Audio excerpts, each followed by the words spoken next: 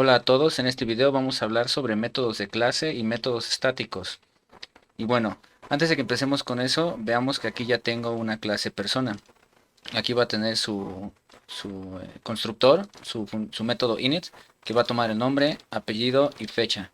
Aquí la fecha es un objeto date, por eso aquí estamos importando date. ¿Ok? Y vemos que cada vez que se crea una persona se incrementa la cantidad, bueno, la variable de clase cantidad. Además, tenemos un método regular, un método de instancia que nos muestra el nombre completo. ¿Ok? Y bueno, vamos a empezar hablando con métodos de clase. ¿Y cómo se diferencian estos de un método regular como el que tenemos aquí, por ejemplo? Es que este método, como podemos ver como parámetro, toma self. Self siendo la instancia en este caso, una instancia de la clase persona a la que se llame. ¿Ok?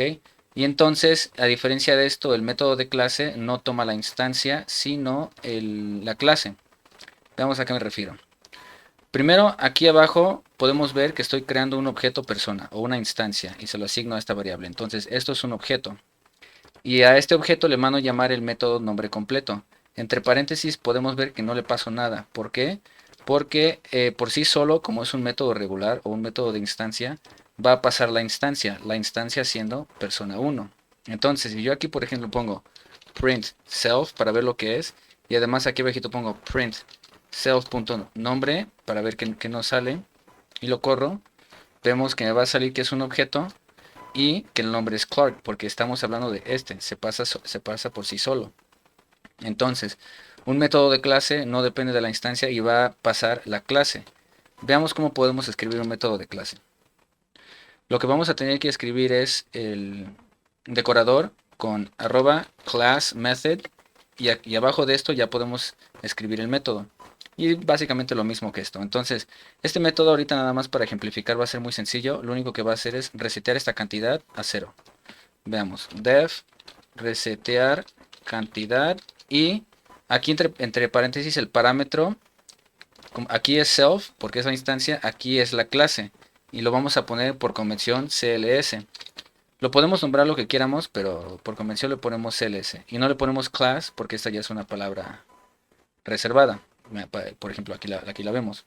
Entonces, así como aquí arriba le poníamos self. Lo que quisiéramos, aquí voy a hacer cls.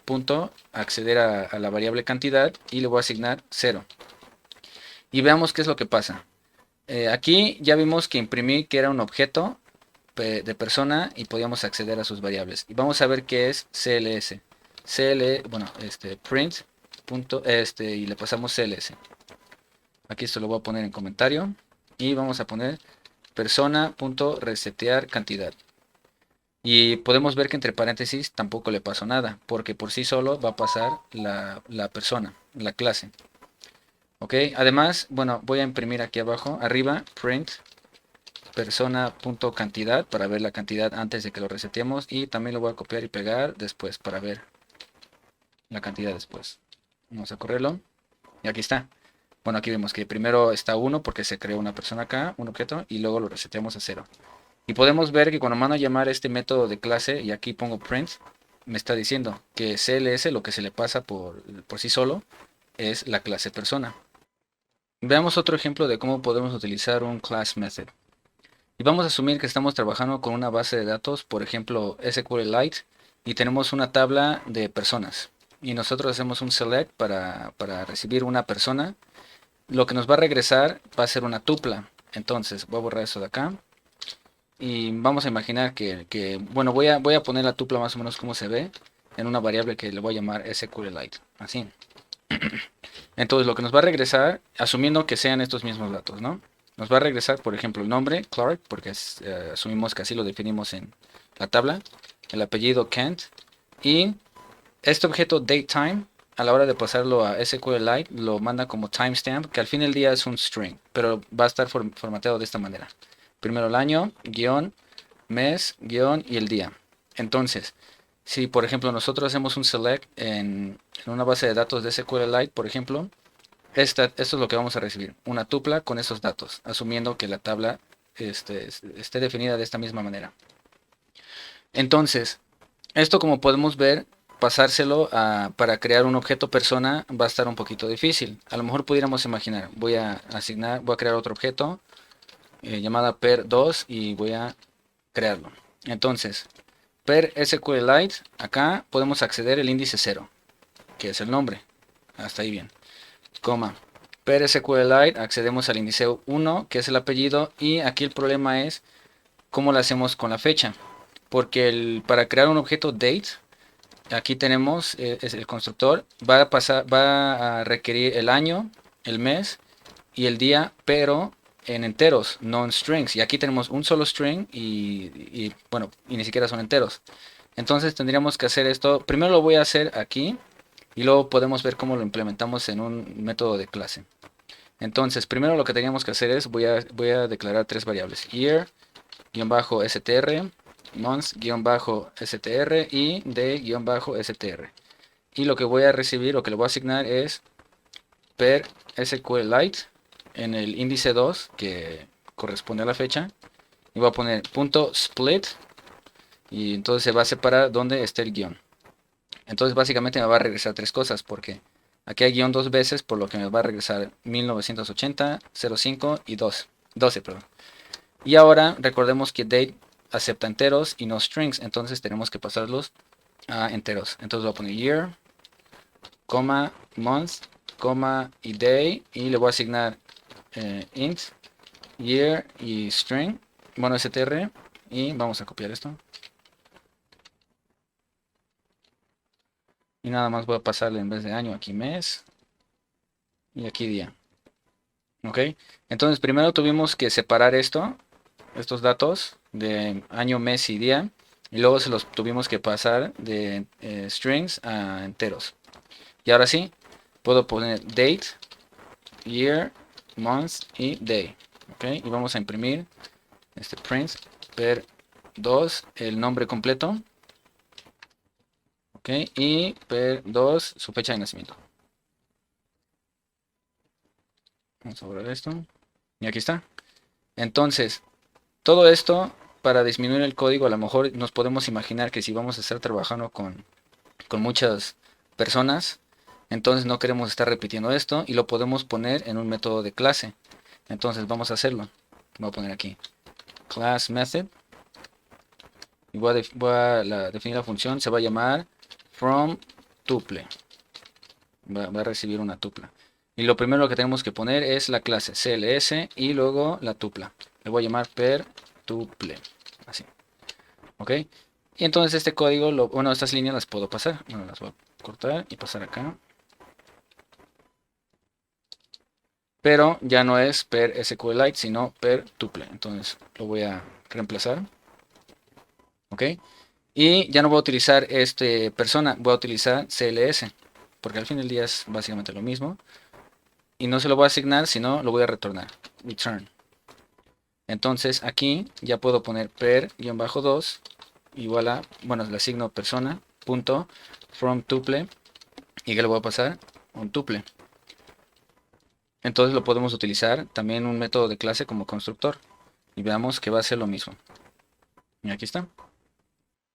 Como podemos imaginar, también podemos crear otros métodos de clase que a lo mejor reciban otro tipo de información, ¿no? A lo mejor que toda esta información esté dentro de un string, ¿no? Formateado de diferente manera.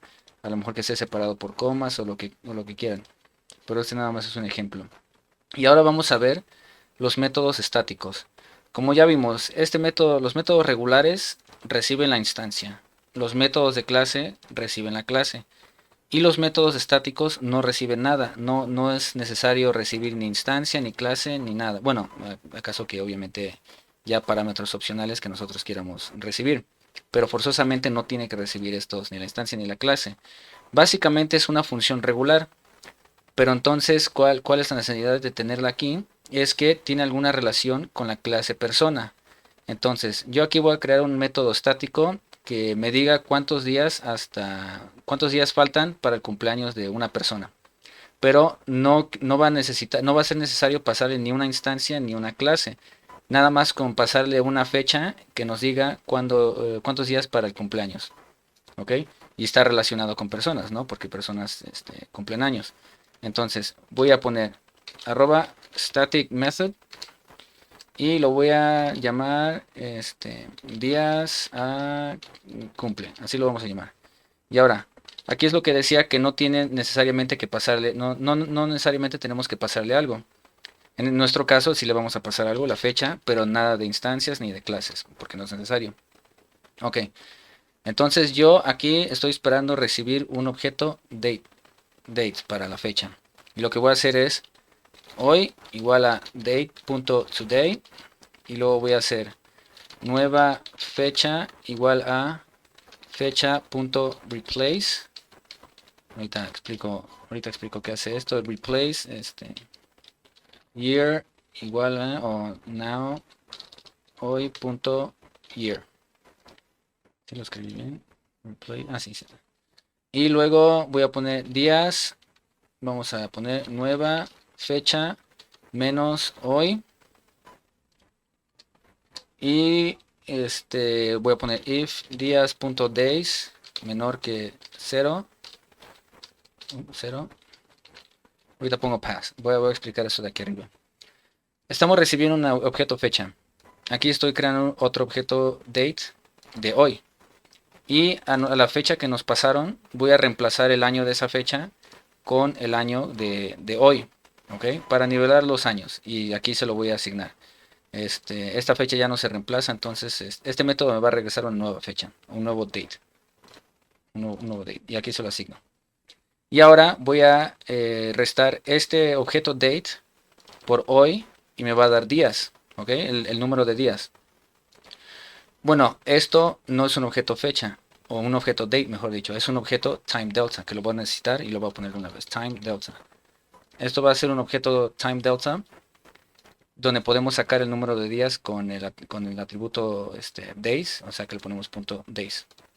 Y aquí estoy diciendo, si los días dentro de mi variable días son menor a 0, significa que el cumpleaños ya pasó, por lo que no me interesa saber cuántos días hace cuántos días pasó. Entonces aquí yo le voy a agregar 365 días para ver cuánto falta para para el cumpleaños del siguiente año. Aquí lo voy a poner. Días igual a días más time delta days igual a 365. Y por último voy a regresar return días. ¿Ok? Entonces básicamente lo único que hago es anivelar los años para que lo pueda restar, para que me diga cuántos días faltan, pero si es que ya pasó, a lo mejor pasó hace un mes, entonces me va a dar menos, los días van a ser negativos y por lo tanto le estoy sumando otros 365 días para tomar en cuenta que estamos tomando en cuenta el cumpleaños para el siguiente año. Bueno, el que viene, no el que pasó. Vamos a probarlo. Esto yo creo que ya lo borro. Y vamos a ponerlo aquí. Entonces voy a asignar días igual a persona.días a cumple y le tenemos que pasar un objeto date.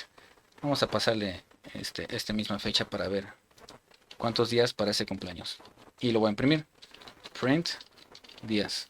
Vamos a salvarlo. Vamos a correrlo. Y aquí está. Y de hecho vamos nada más a regresar los días. Days. Para que sin la hora. Y ahí está. Faltan 69 días para esta fecha. Para el cumpleaños de esta persona. Incluso veamos para mañana. Hoy es el mes 3 y... ¿Qué día es?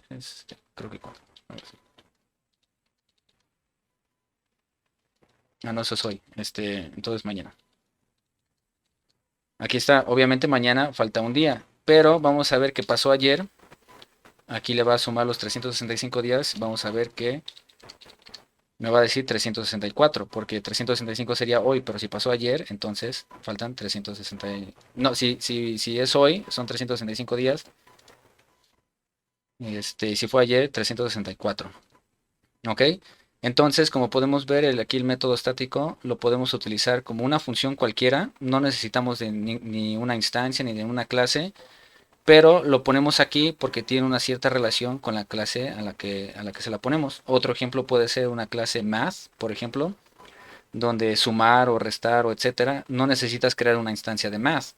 Estos son métodos estáticos que los puedes sacar, ¿no? Y sin necesidad de hacer una instancia. Y bueno, eso sería todo por este video. Espero les haya gustado. Si fue así, consideren darle un like y suscribirse y nos vemos hasta la próxima.